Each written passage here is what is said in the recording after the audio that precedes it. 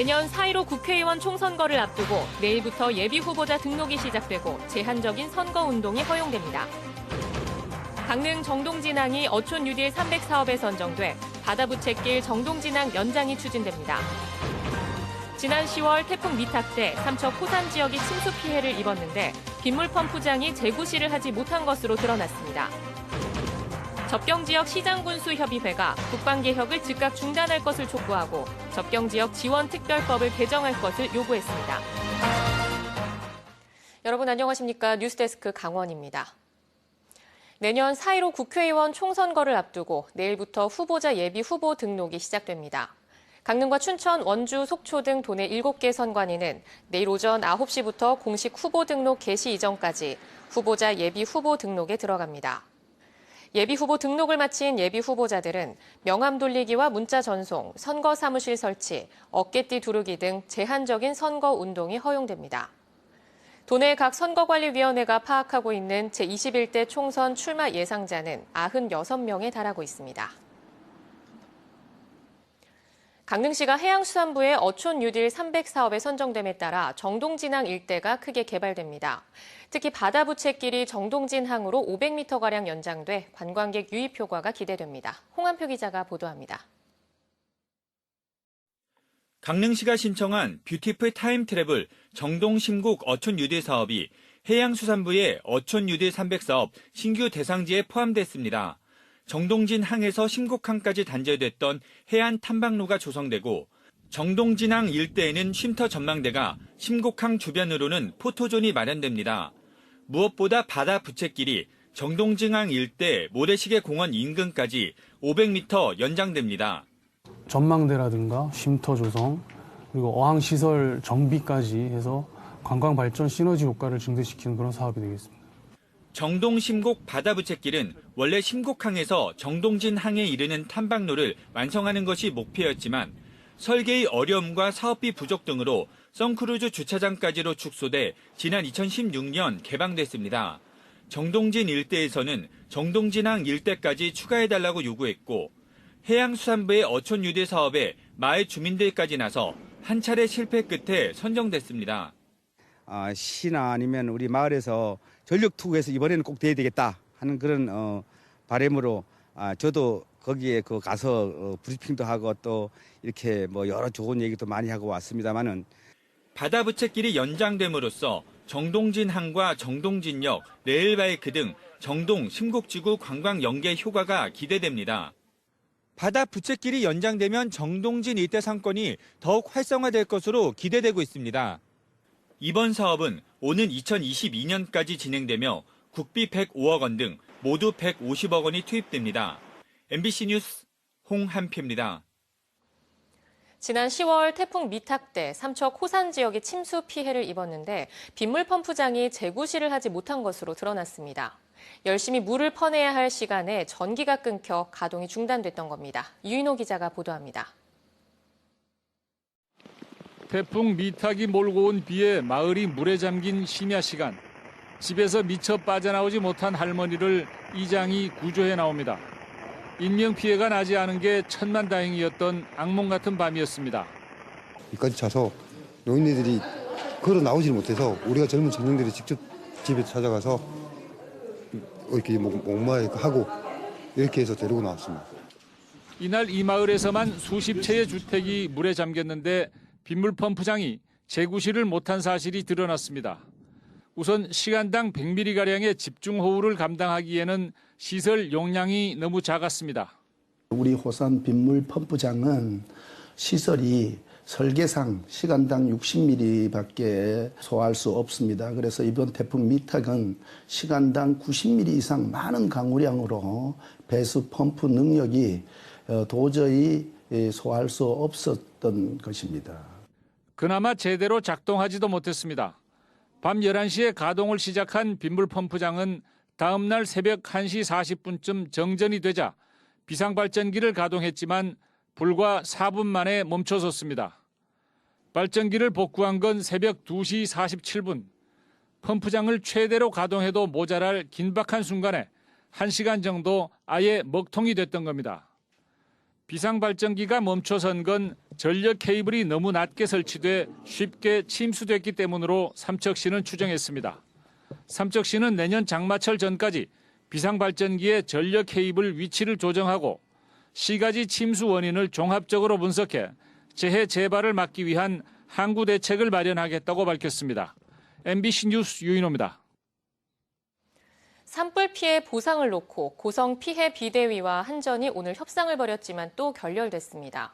지난번 제시된 60%를 고수한 한전과 더 높은 보상률을 제시한 비대위가 접점을 찾는 데 실패했기 때문입니다. 이용철 기자가 보도합니다. 이재민들 농락하는 한전을 불판하다! 바리케이드를 넘어 건물로 들어가려는 주민들을 경찰이 막아서면서 분위기가 험악해집니다. 산불 피해 협상에 들어가지 못한 일부 주민들이 협상장을 찾은 것입니다. 중소상공인과 산림 등 비주택 협의체 주민들은 영업적 손배상료율의 별도 인정을 한전에 요청했습니다. 8차 협상 저희는 막을 생각 없습니다. 충분히 존중하고요.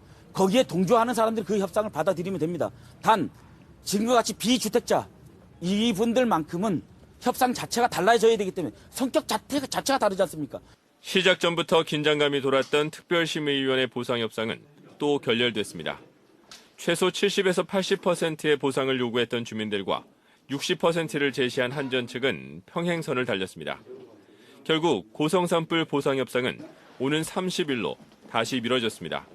가급적 금년 내로 이 문제를 해결하려고 노력을 하고 있고요. 그래서 금년 말에 한 번 더 회의를 통해서 거의 최종적인 결정을 기대하고 있습니다. 한전은 60% 이상의 보상은 어렵다며 주민들에게 소송을 제기할 것을 제안한 것으로 알려졌습니다. 고성산불 비대위는 주민총회를 열어 한전의 제안을 수용할 것인지 소송을 할 것인지 등 향후 방향을 결정할 방침입니다. 막상 이제 최종 결렬되고 나니까 좀 안타깝고 참 우리 이재민들이 참 힘들겠다 하는 생각이 드는데 오늘 최후 통첩을 한 거고요. 더 이상 이제 협상 없다. 이거를 명백히 오늘 한전이 나타냈다고 생각합니다.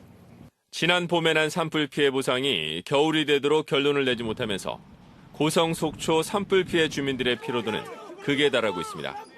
MBC 뉴스 이용철입니다. 도내 농촌 인구가 고령화되면서 농사지을 사람이 없는 게 현실입니다. 이런 가운데 도내에는 13,000명이 넘는 외국인 근로자가 각종 산업 현장에서 일하는 것으로 조사됐습니다. 김형면 기자입니다. 고냉지 농사가 많은 홍천군은 매년 일손이 부족해 어려움을 겪었습니다. 그러다가 2016년부터 외국인 계절 근로자 제도가 도입된 이후 농촌에 도움이 되기 시작했습니다. 90일 미만의 단기 근로자에 대한 수요가 늘기 시작하면서 2017년 80명에 불과했던 홍천 지역 계절 근로자는 지난해 312명, 올해는 354명으로 급격히 증가했습니다. 농촌에 부족한 일손을 외국인 단기 근로자들이 일정 부분 채워준 것입니다. 홍천군 같은 경우는 일단 내면 쪽에서 많이 하고 있는데 잔일의 일손이 많이 부족하니까 사람 구할 수도 없고 하니까 일손 농작업 쪽에서 많이 도움을 받고 있는 거죠. 도내 전체로도 결혼 이민자를 포함한 외국인 근로자는 꾸준히 늘고 있습니다. 2015년 11,516명에서 지난해는 13,775명으로 20% 가까이 증가한 것입니다.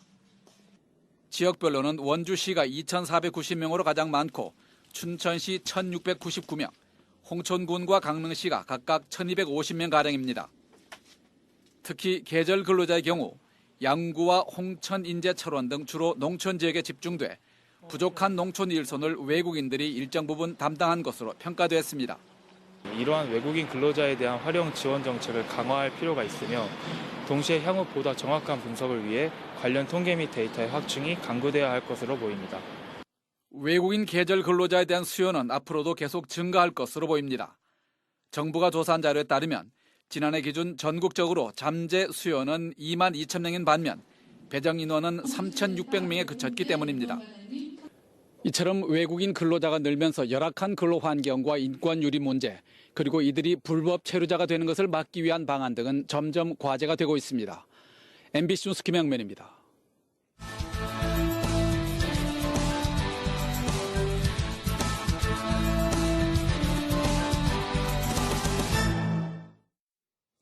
접경지역 시장군수협의회는 오늘 양구에서 5개 항의 공동성명을 발표하고 접경지역의 일방적인 희생을 강요하는 국방개혁을 즉각 중단하라고 촉구했습니다. 강원도를 비롯한 경기 인천 접경지역 9개 단체장과 부단체장들은 성명에서 국가안보를 위해 희생을 감수해온 주민들을 무시하고 일방적으로 추진하는 국방개혁 2.0에 강력히 반대한다고 밝혔습니다. 이어 범정부적인 지원 대책을 수립할 것과 접경지역 지원 특별법 개정, 군부대 유휴지의 무상양여 등 5개 항을 요구했습니다. 동해안 지역의 건조특보가 지속돼 산불 위험이 높음에 따라 영동 각 시군이 산불 상황실을 연장 운영합니다. 강릉시와 양양군 등은 어제 종료하기로 했던 산불 상황실 운영을 산불 위험이 해소될 때까지 연장하기로 했습니다. 이에 따라 입산 통제구역에 설치한 산불 감시 초소에 산불 감시원을 연장 배치하고 산불 진화 헬기와 진화 차량도 전진 배치할 계획입니다. 양양군이 플라이강원 국제선 취항을 앞두고 관광객 수용 태세를 강화하기로 했습니다. 양양군은 공항시설과 배후마을을 정비하고 관광 상품을 개발하는 한편 음식점과 숙박업소의 시설을 개선하기로 했습니다. 또 플라이강원과 협력 체계를 강화하기로 했습니다. 한편 플라이강원은 오늘 보잉 737 800기종인 2호기를 인수했고 오는 26일 국제선 첫 노선인 양양에서 대만 타이베이 노선에 투입할 예정입니다. 강릉시가 강릉 올림픽파크의 4개 올림픽 경기장 활용 계획을 내놨습니다. 강릉 아레나는 올해 지상 1층을 문화행사와 전시공간으로 조성했고 오는 2021년까지 자원봉사 레거시 사업과 연계해 강릉 올림픽 뮤지엄을 개관하고 지하 2층은 국민체육센터 수영장을 조성하겠다고 밝혔습니다. 강릉 실내종합체육관 1층 컬링 경기장은 2021년까지 컬링 체험 공간으로 조성하고 이후 실적에 따라 활용 방안을 결정합니다. 스피드스케이팅 경기장은 다기능 복합 스포츠 컨벤션 센터로 만들고 강릉 하키센터는 아이스하키 전용 경기장과 빙상 스포츠 공연을 접목한 스포츠와 공연 융복합 문화공간으로 조성한다고 밝혔습니다.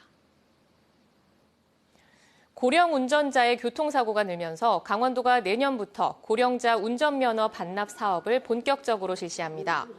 강원도는 모두 3억 8천만 원을 확보해 만 65세 이상 고령 운전자가 경찰서나 면허시험장에 운전면허를 자진 반납하면 10만 원의 인센티브를 제공하기로 했습니다. 올해 고령자 운전면허 자진 반납 제도를 시행한 강릉시에서는 400명이, 삼척시에서는 65명이 운전면허를 반납했습니다.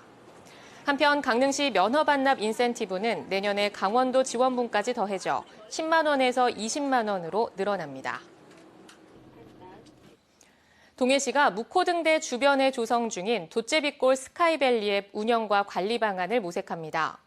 동해시는 내일 중간 보고회를 열고 돛제비골 스카이밸리 운영 주체 선정과 위수탁 계획 등 효율적인 운영체계 방안을 찾을 계획입니다.